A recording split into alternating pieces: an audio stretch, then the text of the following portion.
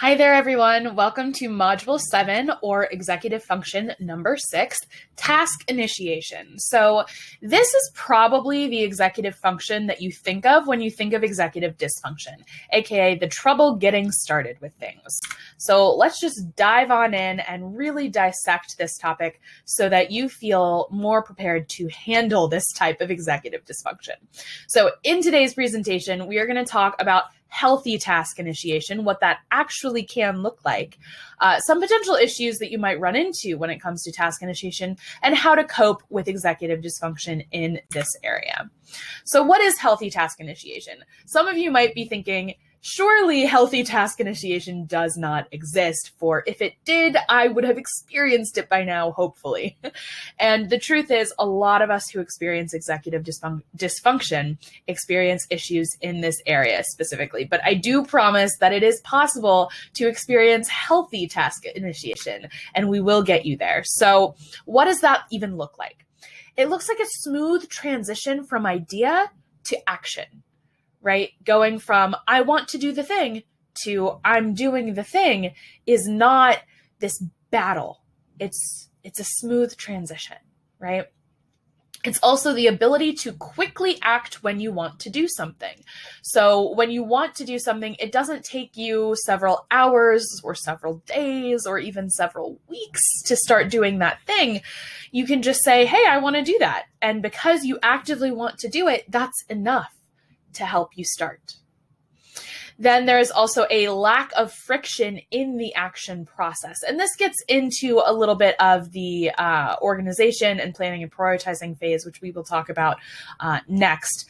But when it comes to task initiation, basically, when it's healthy, you are able to just start. And it doesn't feel like this horrible uphill battle that's impossible to win. Instead, it feels straightforward. Maybe not always simple or easy, but it feels possible. And that's a really big difference. So what are some signs of unhealthy task initiation? A great metaphor for this is it's like touching a hot stove. You just can't do it. If you struggle with task initiation, it might feel like someone is literally asking you to touch a hot stove when all you have to do is plug in your phone. And you just can't get yourself to do it. And you have no idea why.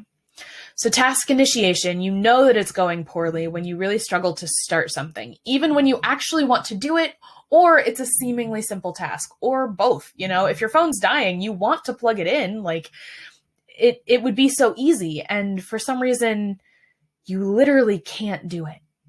And that is executive dysfunction with task initiation. That is what that really feels and looks like. So struggling with task initiation often leads to shame, but shame rarely helps. So a lot of times we experience shame because we are struggling to start something, especially when it's something simple. Like, let's say you want to brush your hair. I used to have a lot of trouble brushing my hair. And you want to do it. Your hair's a rat's nest, but you just can't make yourself do it. And you don't understand why. And so the first explanation that comes to mind is there must be something wrong with me. There must be something wrong with me. Like, what kind of idiot can't brush their hair? And I'm using strong language like that because that's often how we talk to ourselves, not because that's what I believe. You know, I would never call anyone an idiot for struggling with task initiation, but I often call myself an idiot for struggling with task initiation. And I think a lot of people watching, you probably do the same thing. And this shame, it rarely helps us get the thing done that we need to accomplish. What it does is it makes it feel like we've gotten what we deserve. It makes it feel like we are being punished for failing. And that punishment is supposed to encourage us to do better in the future. But that's not how executive dysfunction in any category works. Because the problem with executive dysfunction is not willpower. It's not, you know, the strength of mind or discipline or anything like that. It is a chemical misfiring. And so punishing yourself for something outside of your control doesn't help the situation at all. So how can we cope when it comes to executive dysfunction in the area of task initiation? What can we do? There are two main ways to cope. The first one is called building momentum, and it's one of my favorite strategies. So this is where you sort of take a step back from the thing you're trying to accomplish, no matter how small, and you build up a runway toward the thing that you're doing, sort of like an airplane gathering speed. You want to build up momentum in order to accomplish the thing you're struggling with.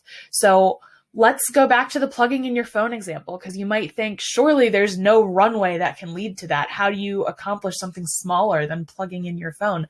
But aha, it is absolutely possible. Do not beat yourself up for this. We have all struggled to plug in our phones.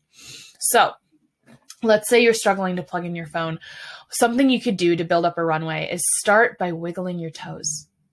Start by physically isolating different parts of your body and moving them gently, right? So start by sort of curling your toes together, and then maybe like wiggle your hips back and forth, and then maybe shake your hands around. Physically move your body in small ways that makes you feel capable. Right? And that can help build a runway toward the thing you actually want to do, like plug in your phone. The second way you cope is allow yourself a brief distraction. Sometimes with executive dysfunction, with task initiation, what happens is we put so much pressure on, I have to start now. I have to start. Why am I not starting? What is wrong with me? That we just end up spiraling. Instead, what you want to do is take a break and say, you know what? This isn't working. I'm going to actively rest or actively do something different. And then I'll come back to this when my brain is in a little bit of a better place. This is tricky, obviously, because you don't want to get sucked into a distraction that distracts you for hours at a time when you really do need to get the thing done. But sometimes just taking that step back, relaxing, and coming at it again from a different angle can be really helpful. So your homework for this week is to fill out the week 7 worksheet, which is available in the Thinkific portal. And thank you so much for watching.